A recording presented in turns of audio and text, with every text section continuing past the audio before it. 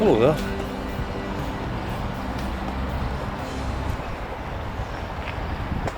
There's a wee bit of wind, so you'll be getting all sorts of windy noises coming through the microphone. It's a stereo microphone, so you'll get stereo wind.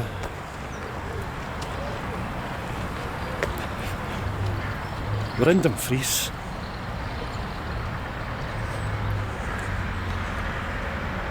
We'll go and explore the place together.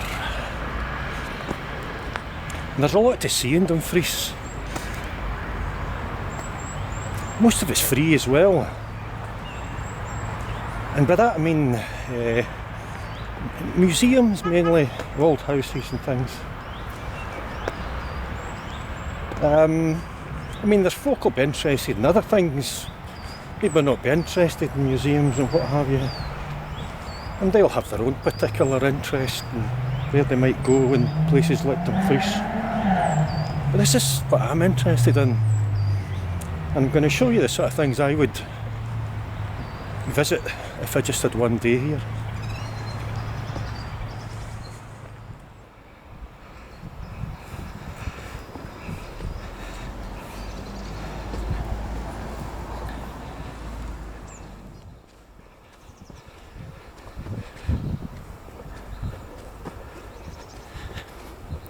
This old windmill shines like a beacon in its nice coat of slightly dirty white paint. Lovely.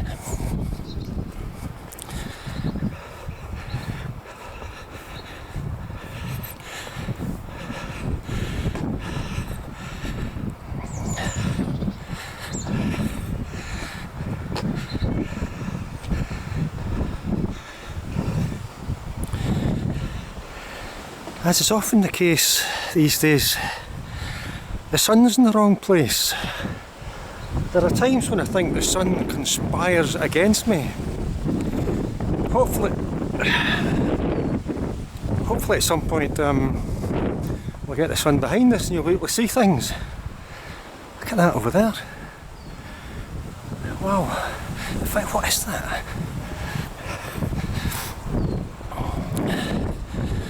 Let's see if I can get the right side of it as far as the sun's concerned.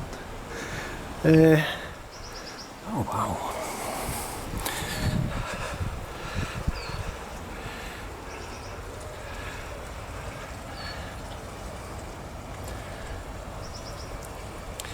It says in memory of John Sinclair, assistant surgeon, born at Dumfries in, oh goodness, MD triple CX 1V, what's that? That's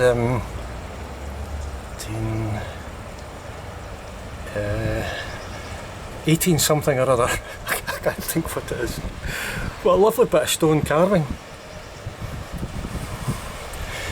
It seems to be made out of red stone. I would be guessing perhaps the same as a lot of the red sandstone you see in Dumfries and the surrounding area. And it's probably Locher Briggs red sandstone, which has gone a wee bit whitish in places, but what a lovely carving. Anyway, so that's the museum there. The museum is free and I highly recommend that you pay it a visit. There is also a camera obscura attached to it. There's a small entrance fee for that, but yeah, I mean the whole area here just got a really nice kind of feel to it.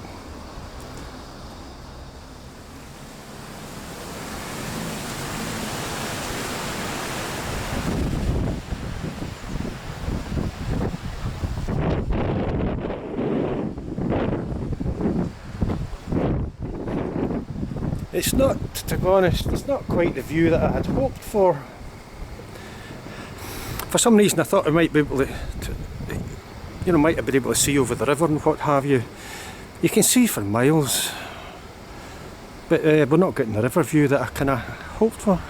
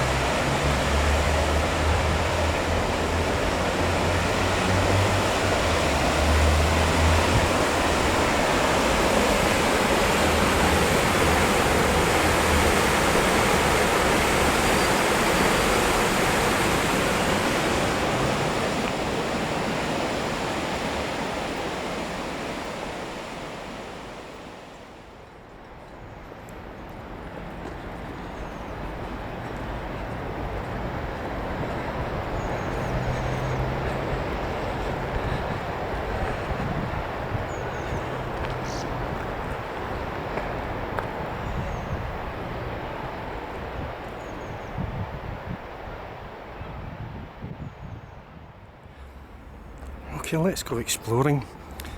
We're just at the end of the old bridge here, and there's the old Bridge House Museum. And again, like most things, it's free.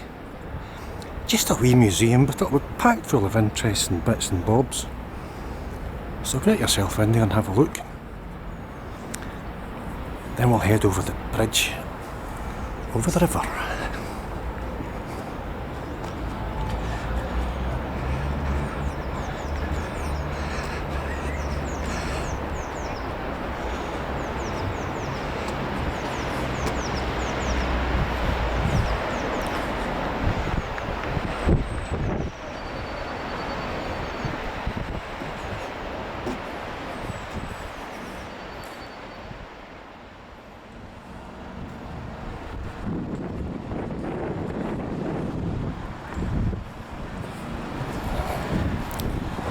So this narrow street is called Friars Venel. It appears to lead from White Sands up to, I think, the High Street.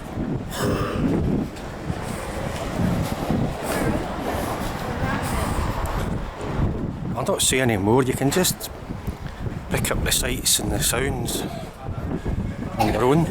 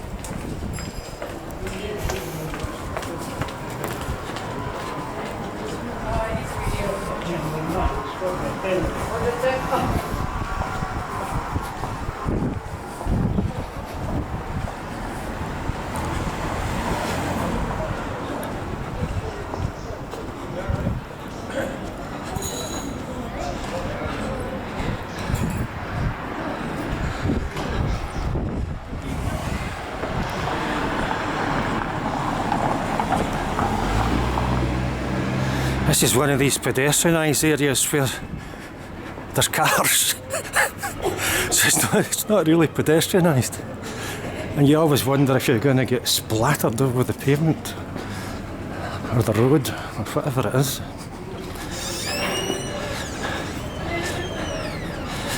Right, we're just approaching the High Street, I think. What we'll do when we hit the High Street is I'm going to switch off and we'll go in search of the pub that Burns drank in.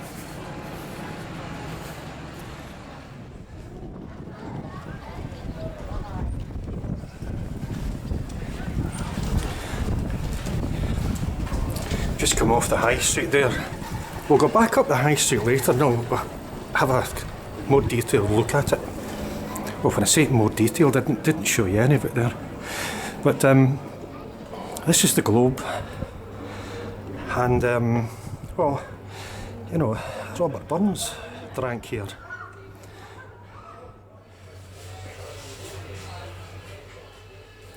Hello there. I'm inside the Globe Inn just now. It's a wee room at the back, and it was the original Globe Inn. Burns would have been in this room, and he may even have sat in his seat because it's very old. When you come into the Globe Inn, there is a small wood panelled room, sort of 2 rooms along there, but it used to be the stables in Burns' time. It's a lovely little room, but it's not where he would have drank. And this is a lovely little room as well. It's wood panelled and full of Burns stuff. Yeah, beautiful.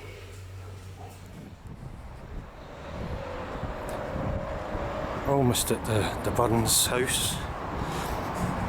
I remember years ago when I was here last, spending quite a bit of time taking photographs of that house there, which says Burns House, but of course it has an arrow and it's pointing towards a different house.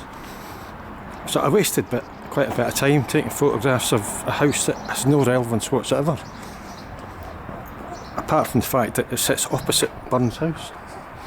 Anyway, this is Burns House.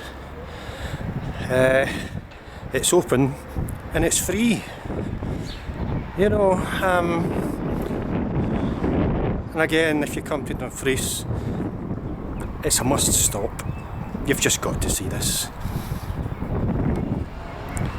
It is the house in which Robert Burns spent the last of his days, and he died here.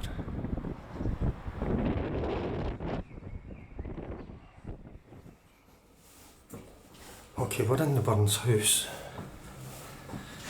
Just going upstairs here. Thankfully, it's quite quiet at the moment and I've got the place to myself. So we're going straight into this room here. And this is the room that Robert Burns died in. And I have to tell you, if you just stand here for a while on your own, it's just a very sobering experience. You almost feel the man.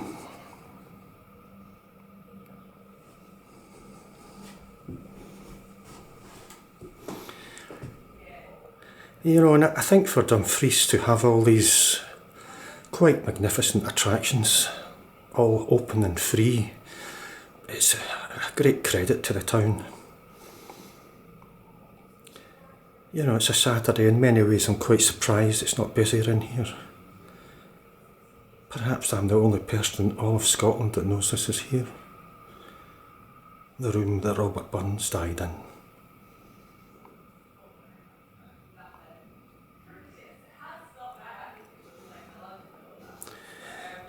Given that there's nobody else in, I'll maybe have a quick look at the rest of the house.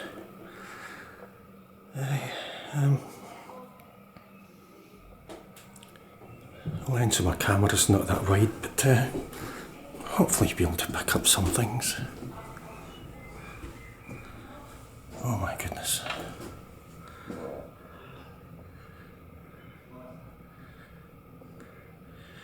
The chair at the back there, behind the desk, is one that Burns would have sat in. Wow, okay.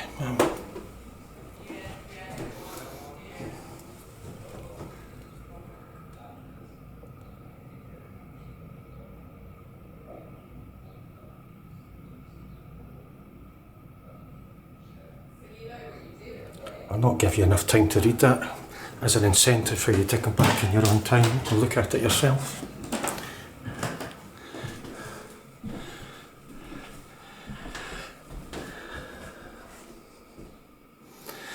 It's just a lovely little house. We'll go back down the stairs. It's a very brief visit. If you came here, you would obviously wish to spend an awful lot more time than I'm doing just now.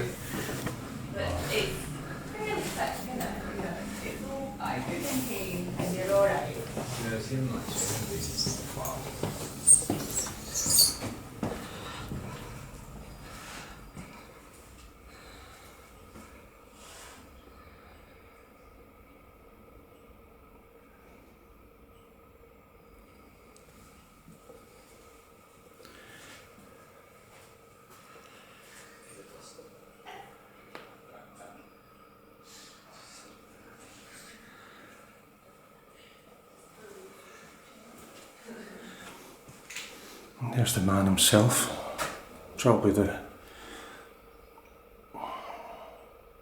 most iconic, if not the only image. I'm sure there's more images in fact, but that's the one we see most often.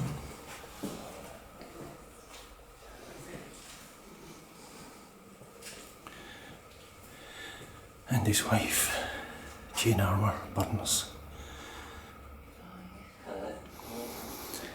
Yeah. So Let's go and see where he lies buried.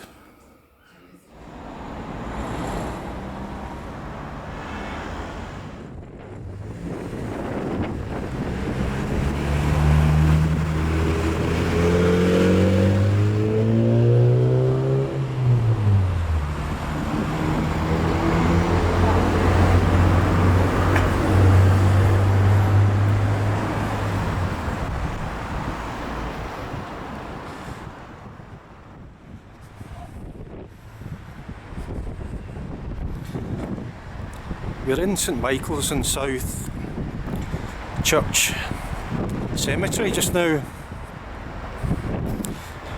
and it's full of huge, impressive headstones. I don't think there would be many poor people buried in here. You might be able to see it over there, but that's the white mausoleum in which the remains of Robert Burns are interred. Now, one of the interesting things about this graveyard is the fact that as you wander around, let me just come back a wee bit, as you wander around you'll see blue plaques on some of the graves, and these are people that were actually somehow associated with Robert Burns. And here's a plan of them here. It says plan showing the position of the graves of the friends of Robert Burns. And some of them you might recognise, and some of them you might not. It just have been people who he would have bumped into from day to day as he wandered around Dumfries, did his shopping, had a beer or a whiskey or whatever. I'm trying to see if I recognise anybody. Hold on a minute now.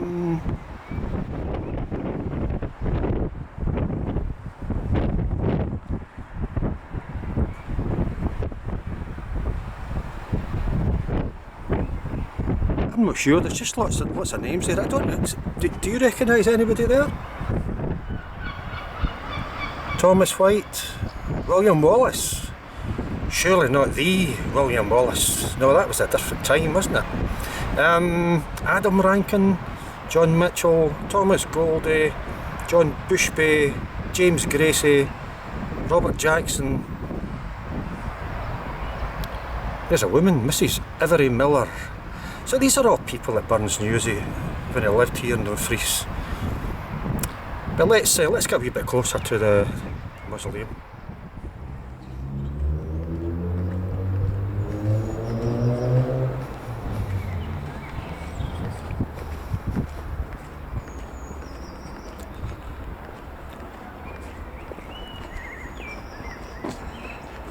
Oh, there's a lovely bird singing somewhere. In fact, I think I can see it on top of a chimney. Beautiful.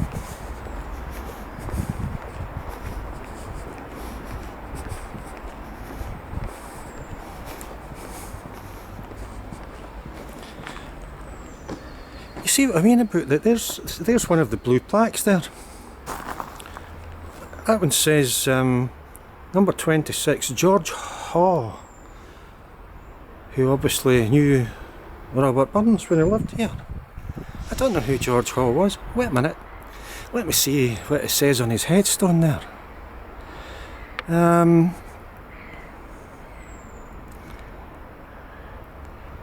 it doesn't say what he did. Oh, it's George Haw Smith. He was a smith. I presume that means a blacksmith. I could be wrong. But this is the brilliant white mausoleum in which Robert Burns' remains lie. Yeah, the gate's open, so I presume we can go in.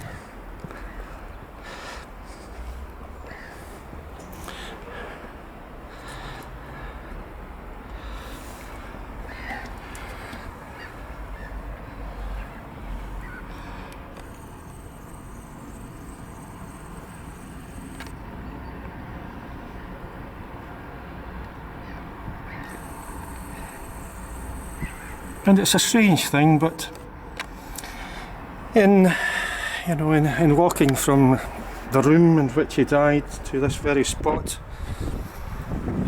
perhaps it's just followed the last journey the man ever made, even though he wasn't aware of it.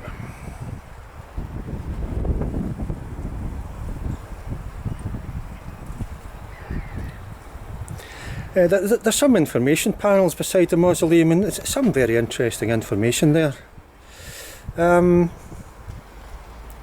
It looks as if that somebody had made a cast of Robert Burns' skull in 1834.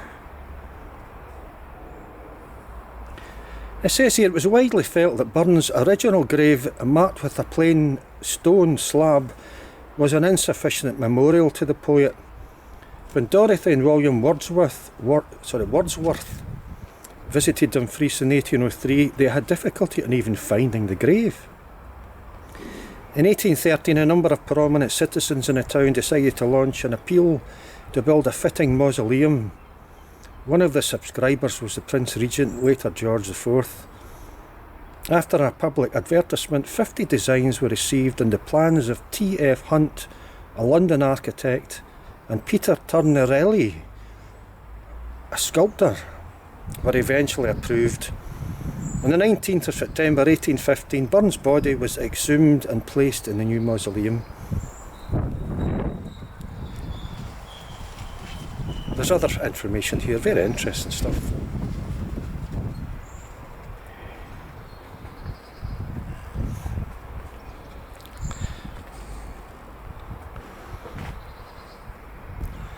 The heart's eye, the part eye, that makes us right or wrong.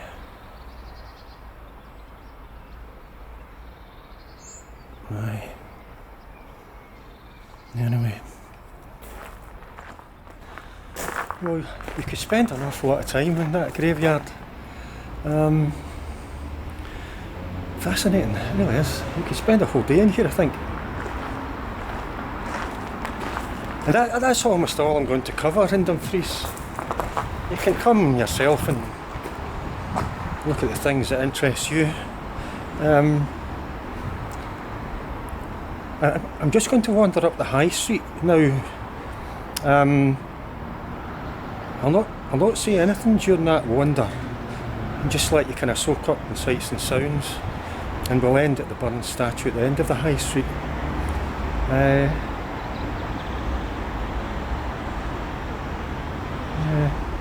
So let's do that. I'll see you shortly.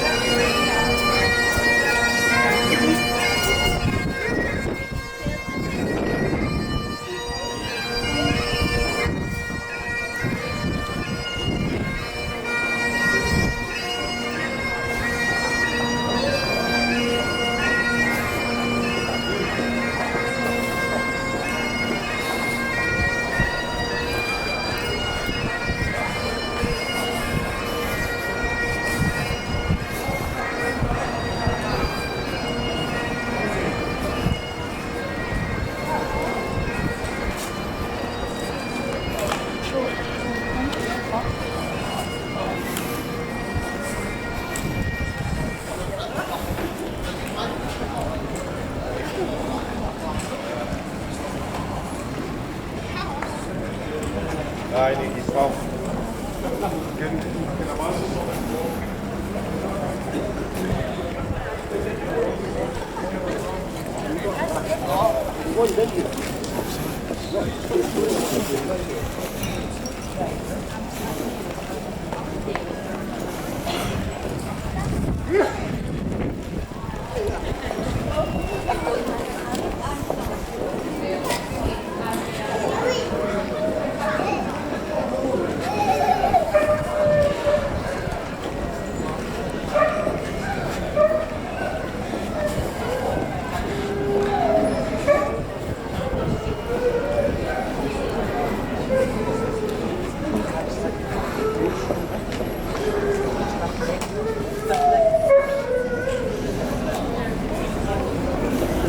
Żeby się nie zdziwił.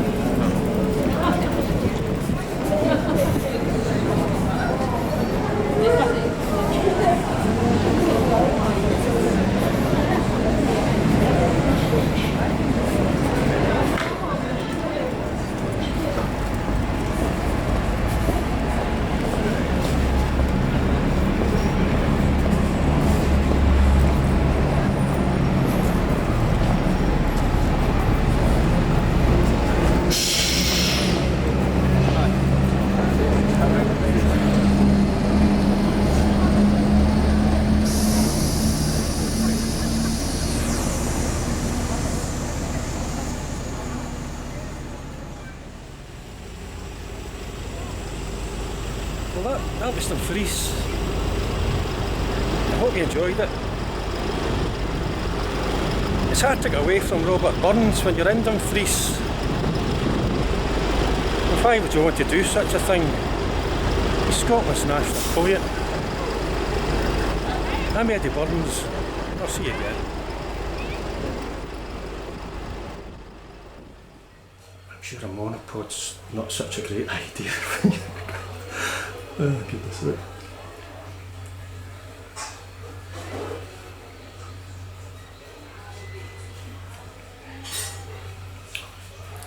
To Robert Burns. See you again.